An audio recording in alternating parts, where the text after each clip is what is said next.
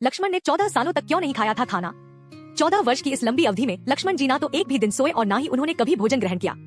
कहा जाता है कि वनवास काल के दौरान जब माता शबरी ने प्रभु श्रीराम और लक्ष्मण को खाने के लिए बेर दिए तो लक्ष्मण जी ने उन बेरों को भी ग्रहण नहीं किया और अपनी शक्ति से हिमालय की ओर फेंक दिया था। तो आइए जानते हैं कि क्या श्रीराम के भाई लक्ष्मण जी ने 14 वर्षों तक वास्तव में भोजन ग्रहण नहीं किया। वनवास से वापस आने के बाद गुरु वशिष्ठ ने भगवान श्रीराम को बताया कि 14 सालों से आपके अनुज लक्ष्मण ने भोजन नहीं किया है, तो श्रीराम को इस बात पर विश्वास ही नहीं हुआ।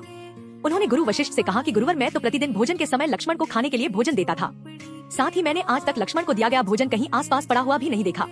इसके बाद लक्ष्मण जी प्रभु श्रीराम को बताते हैं कि भैया, जब आप मुझे खाने के लिए भोजन देते थे तो मैं उस भोजन को अपनी शक्तियों के बल से अयोध्या भेज देता था, इसीलिए मैंने 14 वर्षों तक भोजन नहीं किया। इसके बाद लक्ष्मण जी भगवान श्रीराम को एक स्नान पर ले गए, जहाँ उन्होंने 14 वर्षों का भोजन छिपा रखा था। इसके बाद जब भगवान श्रीराम से भोजन के पात्रों को गिना तो 14 वर्षों के हिसाब से 4 पात्र कम निकले। तब अपने अनुज लक्ष्मण से भगवान श्रीराम कहते हैं कि लक्ष्मण, मेरे भाई, इसमें 4 पात्र कम हैं।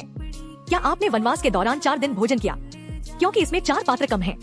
तब लक्ष्मण जी कहते हैं कि भैया, इन 4 दिनों हमारी कुटिया में भोजन बना ही नहीं था, क्योंकि जिस दिन हमने वनवास के लिए प्रस्थान किया था उस दिन आपने भी कुछ नहीं खाया था।